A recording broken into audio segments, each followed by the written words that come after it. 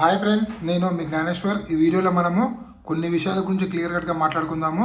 అంతకన్నా ముందు big boss 9 title విన్నరు కళ్యాణ్ పడాల అవుతాడా, ఇమాన్యుయల్ అవుతాడా, తనుజ అవుతుందా? ఈ ముగ్గురుట్లో మీరు ఎవరికి సపోర్ట్ చేస్తున్నారు, ఎవరికి ఓటేస్తున్నారు, ఎవరు గెలవాలనుకుంటున్నారు అనేది ఈ వీడియోకు ఒక లైక్ చేసి కింద కామెంట్ అయితే పెట్టండి. సో ఈ వీడియోలో మనము ఈరోజు డబుల్ ఎలిమినేషన్ ఉండబోతుంది. అంటే సాటర్డే ఎపిసోడ్లో ఒకరు ఎలిమినేట్ అవుతారు, సండే ఎపిసోడ్లో ఒకరు ఎలిమినేట్ అవుతారు. సో నామినేషన్లో ఉన్న 6 కంటెస్టెంట్లో ఎవరు ఈ వారము అంటే సాటర్డే ఎపిసోడ్లో ఎవరు ఎలిమినేట్ అవుతారు అనేది ఈ వీడియోలో క్లియర్ కట్గా మాట్లాడుకుందాము. అదేవిధంగా బిగ్ బాస్ ఒక సెకండ్ ఫైనలిస్ట్ ఎవరయ్యారో, అదేవిధంగా ఎవరు సాటర్డే ఎపిసోడ్లో సేవ్ అయ్యారు అనేది కూడా ఈ వీడియోలో మనము క్లియర్ కట్గా మాట్లాడుకుందాము. అదేవిధంగా బిగ్ బాస్ తనుజ గారికి ఏదైనా ఫేవరిజం చేస్తున్నాడా, అదేవిధంగా కళ్యాణ్ పడాలని బిగ్ బాస్ టీం టార్గెట్ చేసిందా, దాని గురించి కూడా క్లియర్ కట్గా మాట్లాడుకుందాము. అదేవిధంగా ట్విట్టర్లో తనుజ గారు ట్రెండింగ్ అవుతున్నారు. సో దాని గురించి కూడా క్లియర్ కట్గా మాట్లాడుకుందాము. అంతకన్నా ముందు నాకు ఒక ఇన్స్టాగ్రామ్ ఐడి ఉంది. ఆ ఇన్స్టా ఐడి పేరు జ్ఞానేశ్వర్ బీబీ రివ్యూస్ అని ఉంటుంది.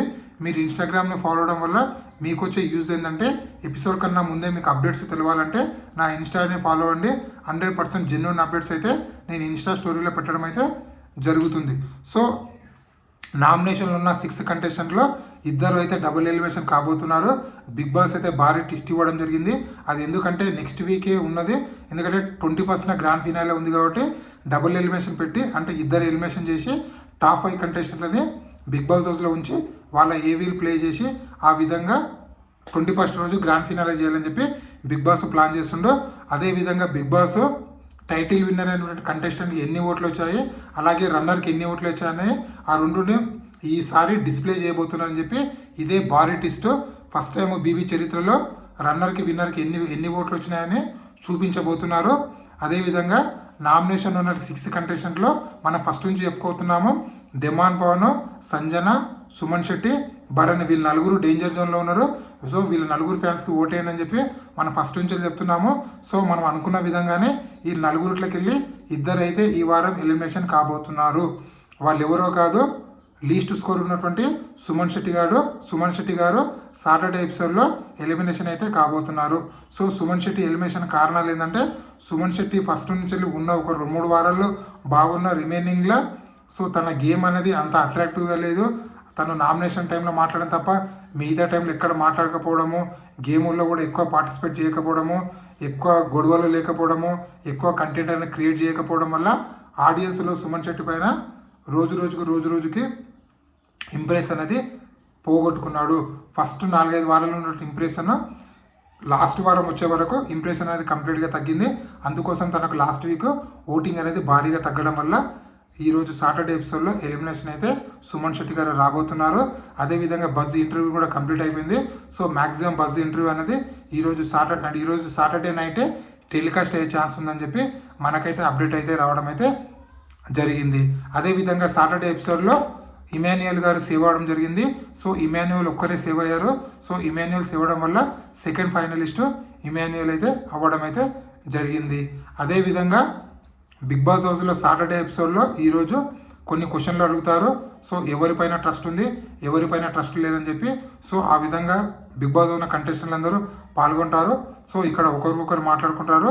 అదేవిధంగా బిగ్ బాస్ టీం కళ్యాణ్కి ఏదైనా అన్యాయం చేస్తుందా అంటే అన్యాయం చేస్తుంది అనిపిస్తుంది.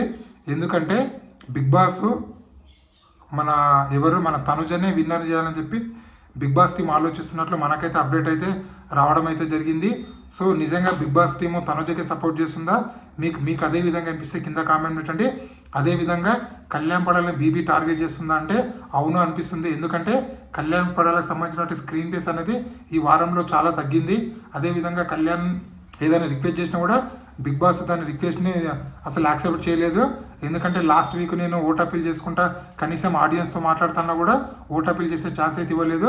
కానీ తన ముద్దు బిడ్డైనట్టు తనుజకు 2 సార్లు ఓట్ అప్పీల్ వచ్చేటట్లు బిగ్ బాస్ ప్లాన్ చేసి ఆ ప్లాన్లో సక్సెస్ అయితే అవ్వడం అయితే జరిగింది.